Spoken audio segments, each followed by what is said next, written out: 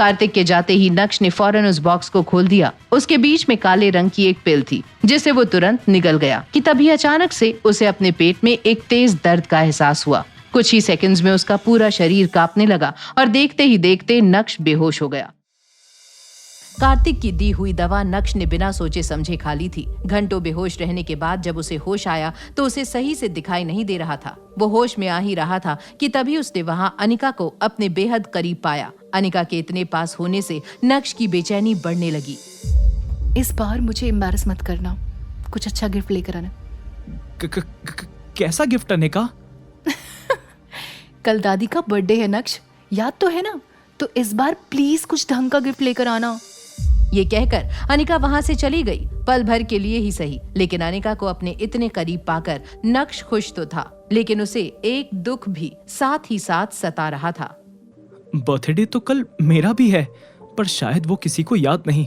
चल नक्श, सो जा, तेरी किस्मत में ही नहीं है बर्थडे मनाना। अगली शाम कल्याणी दादी की बर्थडे पार्टी में शहर के सारे जाने माने बिजनेसमैन मौजूद थे। पार्टी में शामिल चित्रा और अनिका भी नक्श का इंतजार कर रहे थे। कुछ ही देर बाद नक्श वहां एक बड़े से लकड़ी के बॉक्स के साथ आया। उसे देखते ही चित्रा ने कहा, ये क्या लेके आ गए हो नक्श? आम की पेटी गिफ्ट में देने के लिए लाए हो? नहीं, ये तो बस रहने दो अब तुम। एक काम बोला था अनिका ने, वो भी ठीक से नहीं कर सके। छोड़ो इसे, अब बस इतना करना कि उन गिफ्ट के बंडल के बीच इसे छुपा कर रख देना, ताकि तुम्हारे साथ साथ हमारी भी बेइज्जती ना हो। मुझे लगता है नक्श, कभी कभी मैं तुमसे बहुत ज्यादा उम्मीद कर लेती हूँ। उस लकड़ी के बॉक्स में क्या था ये जानने से पहले ही अनिका और चित्रा भड़क गए थे। नक्श आगे कुछ कहता कि तभी अनिका की कजिन पल्लवी स्टेज पर जाकर कल्याणी दादी को एक डायमंड पेंडेंट पहनाने लगी। हैप्पी बर्थडे दादी, ये मैंने स्पेशली आपके लिए मंगाया है इंग्लैंड से। थैंक यू मेरी बच्ची, पर इतने महंगे गिफ्ट की क्या जरूरत थी? दादी, मैंने इतनी खुशी से पेंडेंट ढूंढा है आपके लिए और आप ऐसे बोल रही हैं। अरे बेटा, आई नो तुम मेरे लिए बेस्ट चीज ही लेकर आओगी। बस 1-2 साल और फिर मैं भी तुम्हें ऐसा ही एक हीरे जैसा हस्बैंड लाके दूंगी। दादी, आप भी ना, मैं खुश नहीं अच्छी लग रही आपको?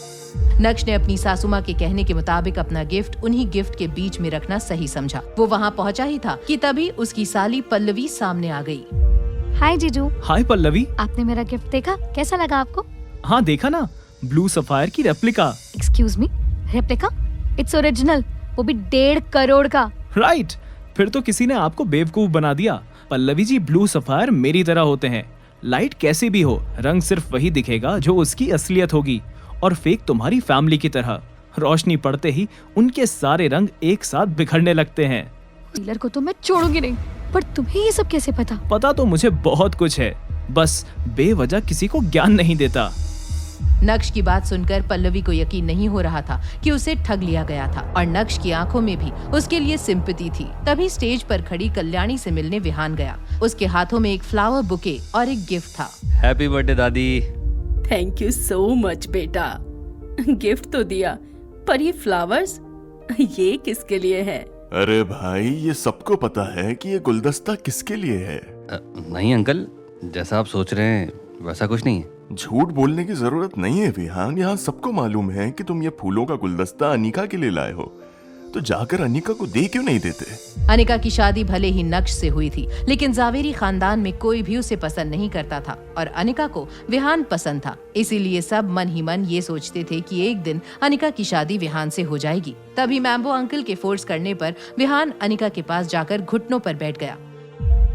अनिका, मैं तुमसे बहुत दिनों से कुछ कहना चाहता हूँ।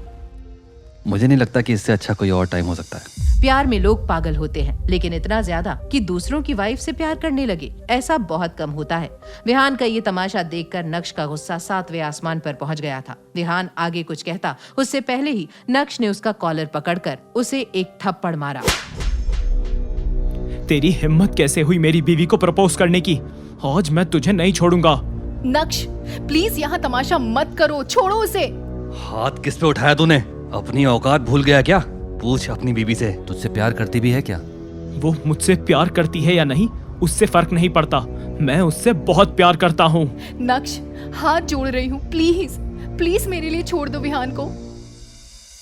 क्या नक्श उतार देगा विहान के प्यार का भूत? क्या नक्श को चुकानी पड़ेगी अपने गुस्से की कीमत? और अब कौन सा मोड़ आएगा अनिका और नक्श की इस कहानी में? इन सभी सवालों का तुरंत जवाब चाहिए तो पॉकेट FM डाउनलोड करें और सुनें super hit series Insta empire.